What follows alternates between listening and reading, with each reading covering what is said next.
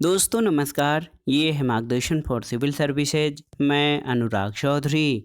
दोस्तों कंप्यूटर से संबंधित महत्वपूर्ण प्रश्नों के वस्तुनिष्ठ जीएस संचय श्रृंखला में इस वीडियो में प्रस्तुत है कंप्यूटर नेटवर्क से संबंधित महत्वपूर्ण प्रश्नों का भाग 4, जो आपके आगामी विभिन्न परीक्षाओं के कंप्यूटर आधारित प्रश्नों के लिए बहुत ही उपयोगी है। तो आइए शुरू करते हैं आज का वीडियो कंप्यूटर नेटवर्क से संबंधित महत्वपूर्ण प्रश्नों का रिवीजन। पहला प्रश्न है दोस्तों, नेटवर्किंग सिस्टम में एसएनएमपी क्या है, आपको बताना है। तो इसका फुल फॉर्म बताना है कि एसएनएमपी जो है वो कंप्यूटर नेटवर्क में क्या होता है। तो उत्तर है दोस्तों, नेटवर्किंग सिस्टम में एसएनएमपी का अर्थ होता है सिंपल नेटवर्क मैनेजमेंट प्रोटोकॉल। याद रखिएगा, ऑप्शन ए आपका सही उत्तर है। एसएमएनपी का पूरा नाम सिंपल नेटवर्क मैनेजमेंट प्रोटोकॉल होता है। इसका कार्य सर्वर, प्रिंटर, हब, स्विच और राउटर जैसे नेटवर्क डिवाइस से जानकारी एकत्र करना होता है। अगला प्रश्न है, निम्नलिखित में से कौन सा मानक इंटरनेट प्रोटोकॉल है जिसका उपयोग इंटरनेट से जुड़े किसी एक कंप्यूटर से दूसरे कंप्यूटर में फाइलों को स्थानांतरित करने के लिए किया जाता है। तो उत्तर है FTP। दोस्तों बहुत ही महत्वपूर्ण है FTP यानी फाइल ट्रांसफ़र प्रोटोकॉल। एक ऐसा नेटवर्क प्रोटोकॉल है जो TCP/IP कनेक्शन पर एक कंप्यूटर से दूसरे कंप्यूटर के बीच फाइलों को ट्रांसमिट करने के लिए प्रयुक्त होता है और FTP को TCP/IP सूट के भीतर एक एप्लीकेशन लेयर प्रोटोकॉल माना जाता है। अगला प्रश्न आपसे पूछा गया है कि UDP का अर्थ क्या होता है। तो उत्तर है UDP का पूरा नाम यूजर डेटाग्राम प्रोटोकॉल। तो सही उत्तर ऑप्शन सी हो जाएगा, यूजर डेटाग्राम प्रोटोकॉल। ये कंप्यूटर नेटवर्किंग में ये कनेक्शन रहित प्रोटोकॉल होता है और इसको 1980 में डेविड पीरियड द्वारा डिजाइन किया गया था। अगला प्रश्न है, सभी कंप्यूटर और उसके उपकरणों को एक दूसरे से इंटरनेट के द्वारा संयोजित करने के लिए बेतार या वायरलेस तकनीक क्या कहलाता है। ऑप्शन है फैन, मैन, वैन या डब्लू लैन। तो सही उत्तर है डब्लू लैन। डब्लू लैन का पूरा नाम वायरलेस लोकल एरिया नेटवर्क होता है और डब्लू लैन के द्वारा किसी ऑफिस या बिल्डिंग में विभिन्न कंप्यूटरों को नेटवर्क से जोड़ते हैं। ये बेतार संचार की प्रणाली है। अगला प्रश्न है, निम्नलिखित में से कौन OSI परत पैकेट राउटिंग के लिए होती है। ऑप्शन है transport layer, application layer, network layer या इनमें से कोई नहीं। तो सही उत्तर है नेटवर्क लेयर, ऑप्शन सी।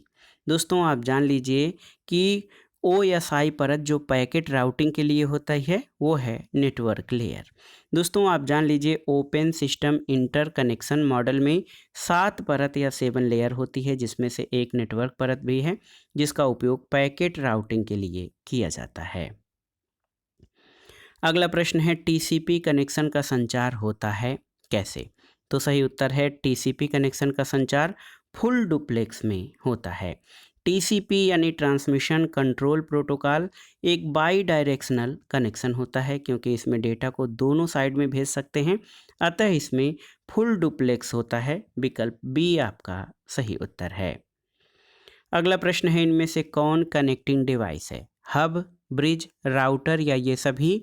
तो सही उत्तर है दोस्तों, ये सभी जो हैं कनेक्टिंग डिवाइस हैं, चाहे राउटर हो, स्विच हो, हब हो, गेटवे, रिपीटर्स, ब्रिज, ये सभी कनेक्टर डिवाइसेज हैं।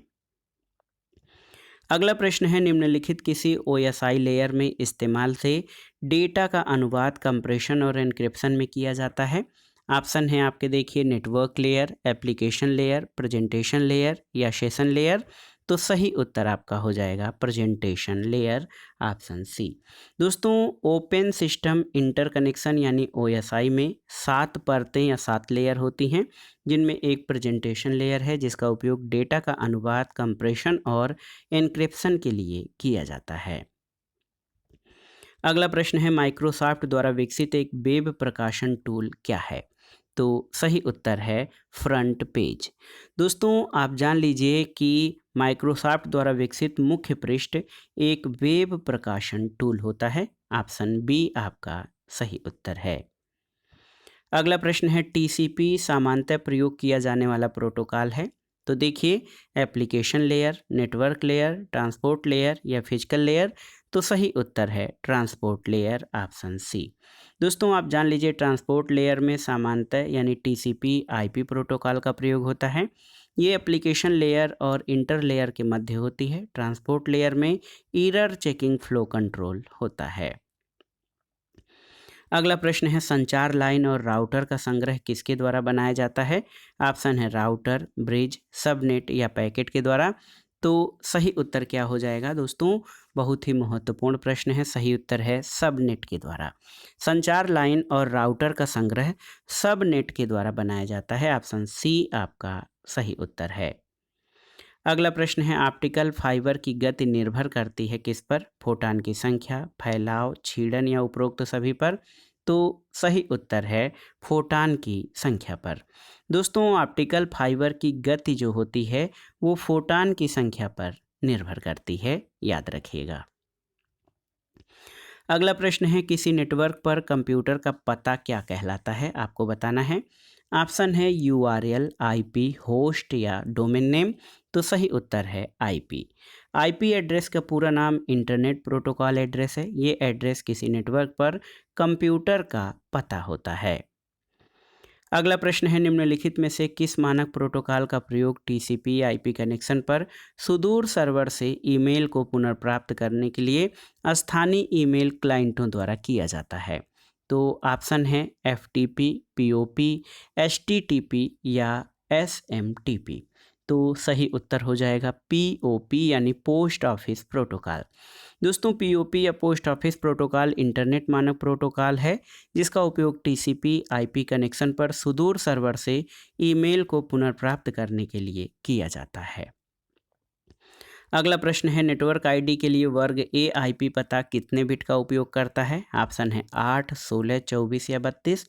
तो सही उत्तर है 8 बिट का। तो याद रखिएगा, नेटवर्क आईडी के लिए क्लास ए आईपी एड्रेस 8 बिट का उपयोग करता है। अगला प्रश्न है, किसी सिस्टम में आईपी एड्रेस को किसके द्वारा परिवर्तित किया जाता है? आपको बताना है। ऑप्शन देखिए, इंटरनेट सेवा प्रदाता, वेब पृष्ठ, रैम या वेब ब्राउजिंग। तो सही उत्तर है इंटरनेट सेवा प्रदाता द्वारा। दोस्तों आप जान लीजिए, किसी सिस्टम के आईपी एड्रेस को इंटरनेट सेवा प्रदाता द्वारा परिवर्तित किया जाता है। IPv4 एड्रेस 4 संख्याओं का एक समूह है जिसे डॉट के द्वारा अलग किया जाता है, जिसका एक भाग नेटवर्क का पता और दूसरा भाग नोड का पता बताता है। अगला प्रश्न है, टीसीपी आईपी मॉडल में कितनी परतें होती हैं? 2, 4, 5 या 7। तो सही उत्तर आपका हो जाएगा दोस्तों, टीसीपी आईपी में जो है वो 4 परतें होती हैं। कौन कौन सी? देखिए, इसमें application layer, transport layer, internet layer और नेटवर्क एक्सेस लेयर होते हैं। अगला प्रश्न है दोस्तों, नेटवर्क से जुड़े कंप्यूटर को दिए जाने वाले एड्रेस को क्या कहा जाता है? तो सही उत्तर है आईपी एड्रेस यानी इंटरनेट प्रोटोकॉल एड्रेस। दोस्तों नेटवर्क से जुड़े कंप्यूटर को दिए जाने वाले पते को आईपी एड्रेस कहते हैं। अगला प्रश्न है, कंप्यूटर विज्ञान के क्षेत्र में वीओआईपी का विस्तारित रूप क्या है? ये आपको बताना है, बहुत ही महत्वपूर्ण है। Virtual over identification protocol, voice over internet protocol, voice over interface protocol या वॉइस ओवर इंस्ट्रक्शन प्रोटोकॉल। तो सही उत्तर है वीओआईपी का फुल फॉर्म है वॉइस ओवर इंटरनेट प्रोटोकॉल है। ऑप्शन बी आपका सही उत्तर हो जाएगा। दोस्तों कंप्यूटर साइंस में वीओआईपी का पूरा नाम वॉइस ओवर इंटरनेट प्रोटोकॉल है। वीओआईपी इंटरनेट पर ध्वनि और मल्टीमीडिया से संबंधित प्रोटोकॉल है। अगला प्रश्न है, निम्नलिखित में से कौन सा एप्लीकेशन प्रोटोकॉल है? आपको बताना है।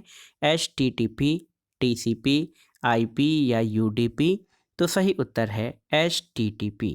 दोस्तों HTTP का फुल फॉर्म होता है हाइपर टेक्स्ट ट्रांसफ़र प्रोटोकॉल। ये एक एप्लीकेशन प्रोटोकॉल है जिसका आविष्कार टेड नेल्सन ने किया था। अगला प्रश्न है, एक ट्विस्टेड केबल का उपयोग ट्रांसमिशन के लिए नहीं किया जाता है। एक ट्विस्टेड केबल का उपयोग जो है ट्रांसमिशन के लिए नहीं किया जाता है। ऑप्शन है डिजिटलाइज्ड आवाज़ के लिए, एनालॉग आवाज़ के लिए, एनालॉग वीडियो के लिए, या इनमें से कोई नहीं। तो सही उत्तर है एनालॉग वीडियो के लिए। दोस्तों, ट्विस्टेड केबल उच्च आवृत्ति और उच्च बैंडविड्थ तथा इम्पेडेंस को ठीक से नियंत्रित नहीं कर पाता, इसलिए इसका उपयोग एनालॉग वीडियो ट्रांसमिशन के लिए नहीं किया जाता है। अगला प्रश्न है सुरक्षित सॉकेट लेयर यानी सेफ सॉकेट लेयर एक प्रोटोकॉल है जो कि विकसित किया है किसने? IETE, एप्पल, नेट स्पेस या H+P। तो सही उत्तर option C net space scape ने। दोस्तों, सुरक्षित सॉकेट लेयर को नेट स्केप के द्वारा विकसित किया गया है। SSL एक क्रिप्टोग्राफिक सिस्टम का उपयोग करता है और ये इंटरनेट के माध्यम से निजी दस्तावेज को प्रेषित करता है। अगला प्रश्न है कौन सी संरचना मेनी टू मेनी संबंध को इंगित करती है? तो सही उत्तर है नेटवर्क संरचना, ऑप्शन बी। दोस्तों, नेटवर्क संरचना द्वारा यानी मेनी टू मेनी संबंध को प्रदर्शित किया जाता है। अगला प्रश्न देखिए, एक FTP यानी फाइल ट्रांसफर प्रोटोकॉल को एक रूप से भी जाना जाता है, तो किस रूप में? तो सही उत्तर आपका हो जाएगा FTP सर्वर के रूप में, ऑप्शन सी आपका सही उत्तर है। दोस्तों, वेब सर्वर की तरह ही इंटरनेट में भी FTP सर्वर की सुविधा होती है। FTP सर्वर के द्वारा फाइल्स के वितरण को भी नियंत्रित किया जा सकता है। अगला प्रश्न है निम्नलिखित में से कौन सा नेटवर्क सुरक्षा सिस्टम है जो पूर्व निर्धारित सुरक्षा नियमों के आधार पर आगामी और निर्गामी नेटवर्क यातायात को मॉनिटर और नियंत्रित करता है? ऑप्शन है एंटीवायरस, सर्च इंजन, स्पाईवेयर या फायरवॉल। तो सही उत्तर फायरवॉल हो जाएगा। आपसे पूछा गया है सुरक्षा नेटवर्क सुरक्षा सिस्टम के बारे में, तो फायरवॉल एक नेटवर्क सुरक्षा सिस्टम यानी नेटवर्क सिक्योरिटी सिस्टम है जो पूर्व निर्धारित सुरक्षा नियमों के आधार पर आगामी और निर्गामी नेटवर्क यातायात को मॉनिटर और नियंत्रित करता है। फायरवॉल दो प्रकार के होते हैं, नेटवर्क फायरवॉल और होस्ट आधारित फायरवॉल। अगला प्रश्न है TCP IP प्रोटोकॉल के तहत अनुक्रमिक लाइन संचार पर समर्थन का सबसे अच्छा वर्णन करता है? देखिए, स्लिप, PPP, A और B या कोई नहीं। तो सही उत्तर आपका हो जाएगा स्लिप यानी SLIP। स्लिप का फुल फॉर्म होता है सीरियल लाइन इंटरनेट प्रोटोकॉल। आप देख लीजिए, स्लिप का फुल फॉर्म होता है दोस्तों सीरियल लाइन इंटरनेट प्रोटोकॉल, और एक TCP IP प्रोटोकॉल है जो दो मशीनों के बीच संचार के लिए उपयोग किया जाता है, और SLIP मुख्यतः सीरियल स्पोर्ट और मोडेम कनेक्शनों पर काम करने के लिए डिज़ाइन किया गया था। अगला प्रश्न है वह सिस्टम जो IP एड्रेस को आसानी से याद करने योग्य नाम से ट्रांसलेट करता है? ऑप्शन है packet switching, DNS, domain number system या उपर्युक्त में से कोई नहीं। तो सही उत्तर है DNS यानी domain number system, domain name system. दोस्तों, आप जान लीजिए DNS का काम डोमेन नेम को IP एड्रेस में बदलना होता है। जब हम किसी भी DNS को वेब ब्राउज़र में टाइप करते हैं तो DNS उसको IP एड्रेस में परिवर्तित कर देता है। अगला प्रश्न है OSI मॉडल में केबल में होता है क्या? Physical layer, network layer, transport layer या डेटा लिंक लेयर? तो सही उत्तर है फिजिकल लेयर। दोस्तों, OSI मॉडल की भौतिक परत हार्डवेयर विशिष्ट संचालन में डेटा लिंक परत से तार्किक संचार अनुरोधों का अनुवाद करती है। भौतिक परत विभिन्न प्रकार के उपकरण और माध्यमों को कवर करती है जिसमें केबल बिछाने, कनेक्टर्स, रिसीवर्स, ट्रांसीकर्स और रिपीटर शामिल हैं। तो सही उत्तर ऑप्शन ए हो जाएगा कि OCI मॉडल में केबल का प्रयोग फिजिकल लेयर में होता है। अगला प्रश्न है WWW किस मॉडल पर आधारित है? Local server, client server, 3 tier या नन ऑफ द एबव? तो सही उत्तर है क्लाइंट और सर्वर मॉडल पर। दोस्तों, world wide web client server model पर आधारित नेटवर्क है। क्लाइंट सर्वर मॉडल में सामान्यतः सर्वर प्रोग्राम क्लाइंट प्रोग्राम से रिक्वेस्ट प्राप्त करता है और क्लाइंट को प्रतिक्रिया देता है। अगला प्रश्न है इंटरनेट प्रोटोकॉल का कौन सा संस्करण इंटरनेट पर सर्वाधिक व्यापक रूप से प्रयोग किया जाता है? आपको बताना है। ऑप्शन देखिए, IPv1, IPv3, IPv4 या IPv6। तो सही उत्तर है IPv4। दोस्तों आप देख लीजिए IP का IPv4 संस्करण व्यापक रूप से इंटरनेट पर सर्वाधिक प्रयोग किया जाता है। अगला प्रश्न है, निम्नलिखित में से कौन सा नेटवर्क एक कंपनी के भीतर लोगों को एक दूसरे से और कंपनी के नेटवर्क से कनेक्ट करता है? तो ये कौन सा है? ये है इंटरनेट। और आप जान लीजिए इंटरनेट, ऑप्शन देखिए, एक्स्ट्रानेट, इंटरनेट, बिस्ट्रीम या इंट्रानेट। तो सही उत्तर क्या हो जाएगा? दोस्तों सही उत्तर आपका हो जाएगा इंट्रानेट। किसी संगठन या ऑर्गेनाइजेशन जैसे किसी कंपनी के लोगों को आपस में एक दूसरे से जोड़ने के लिए इंट्रानेट का उपयोग किया जाता है। इंट्रानेट एक प्राइवेट नेटवर्क है। इसके अंतर्गत कई इंटरलिंक्ड लोकल एरिया नेटवर्क शामिल हो सकते हैं। अगला प्रश्न है, संदेशों को भेजने के लिए किस ईमेल प्रोटोकॉल का प्रयोग किया जाता है? आपको बताना है। तो सही उत्तर है SMTP प्रोटोकॉल। देखिए ये बहुत ही महत्वपूर्ण है दोस्तों। आप जान लीजिए कि मैसेजेज को भेजने के लिए SMTP प्रोटोकॉल का प्रयोग किया जाता है। तो यहाँ पर देखिए सिंपल मेल ट्रांसफ़र प्रोटोकॉल होता है SMTP प्रोटोकॉल का फुल फॉर्म। अगला प्रश्न है, इनमें से कौन एक वायरलेस तकनीक नहीं है? ऑप्शन है ब्लूटूथ, पारंपरिक टेलीफोन, वाईफाई या वाईमैक्स। तो सही उत्तर क्या हो जाएगा? दोस्तों आप जान लीजिए ऑप्शन बी, एक पारंपरिक टेलीफोन वायरलेस तकनीक नहीं है। दोस्तों ब्लूटूथ, वाईफाई, वाईमैक्स ये सभी बेतार प्रणाली के तकनीकें हैं, जबकि पारंपरिक टेलीफोन एक तार प्रणाली है। अगला प्रश्न है, बिना केबल के प्रयोग से नेटवर्क से कनेक्ट करने वाले डिवाइस को क्या कहते हैं? आपको बताना है। ऑप्शन है डिस्ट्रीब्यूटेड, सेंट्रलाइज्ड, ओपन सोर्स या वायरलेस। तो सही उत्तर क्या हो जाएगा? दोस्तों सही उत्तर हो जाएगा वायरलेस। आप जान लीजिए बिना केबल के प्रयोग से नेटवर्क द्वारा जुड़े उपकरणों को वायरलेस कहा जाता है।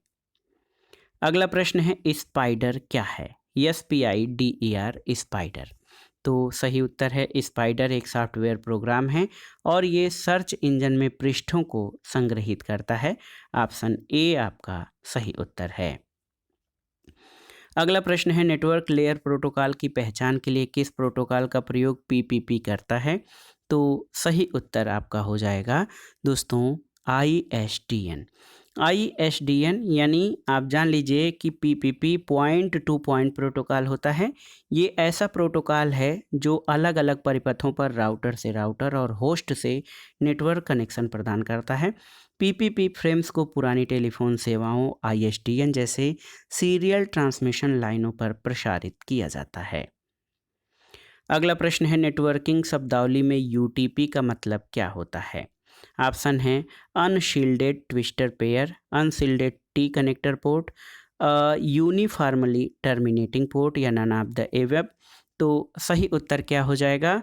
Unshielded twisted pair. दोस्तों नेटवर्किंग शब्दावली में UTP का अर्थ अनशील्डेड ट्विस्टेड पेयर होता है। तो ऑप्शन ए आपका सही उत्तर है।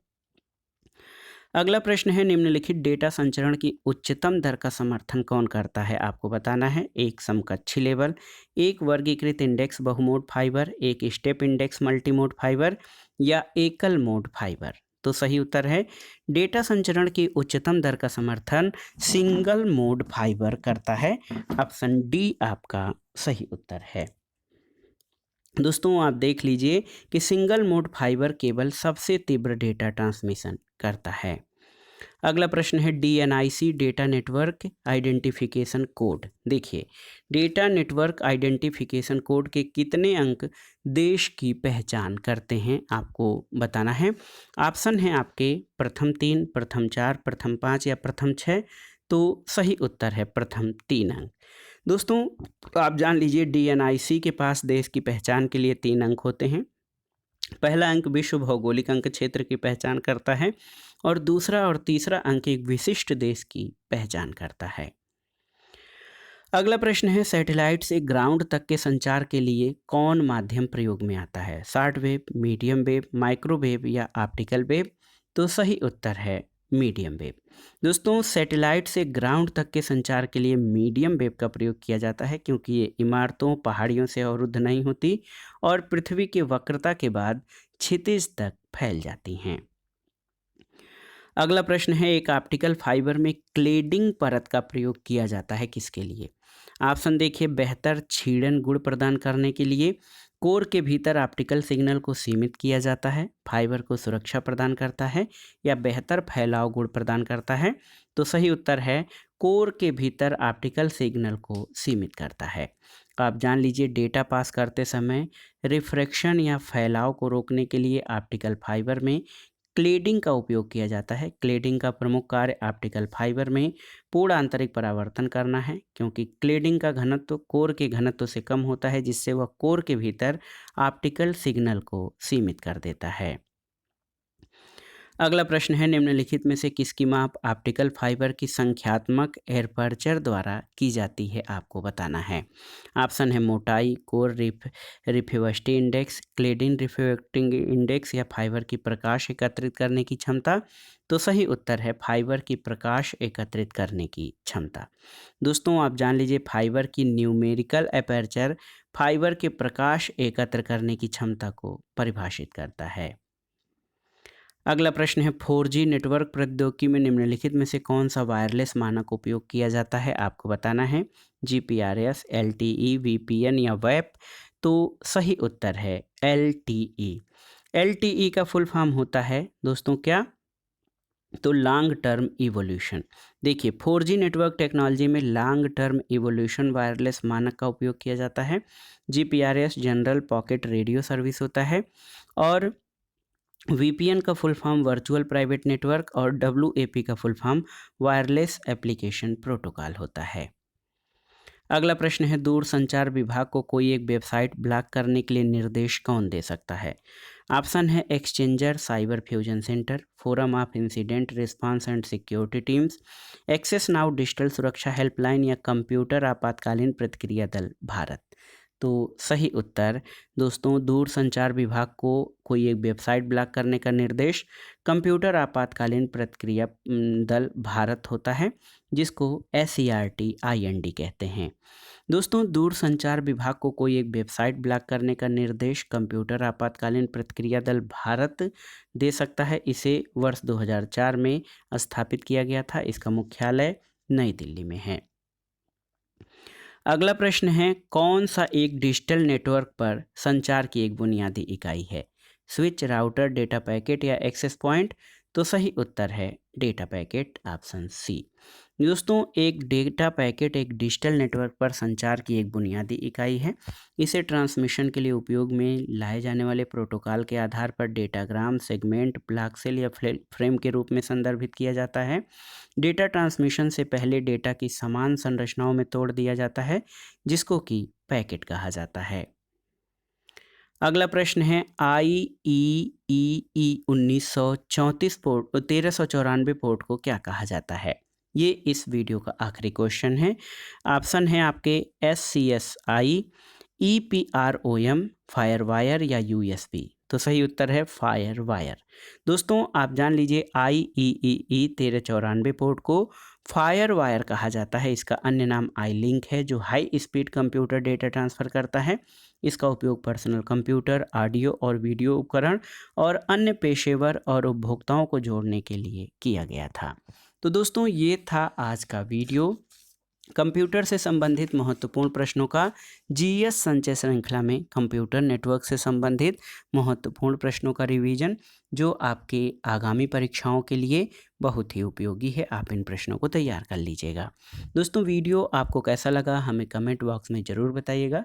वीडियो को लाइक करें, शेयर करें और इस चैनल मार्गदर्शन फॉर सिविल सर्विसेज को सब्सक्राइब करें। वीडियो देखने के लिए धन्यवाद दोस्तों, नमस्कार।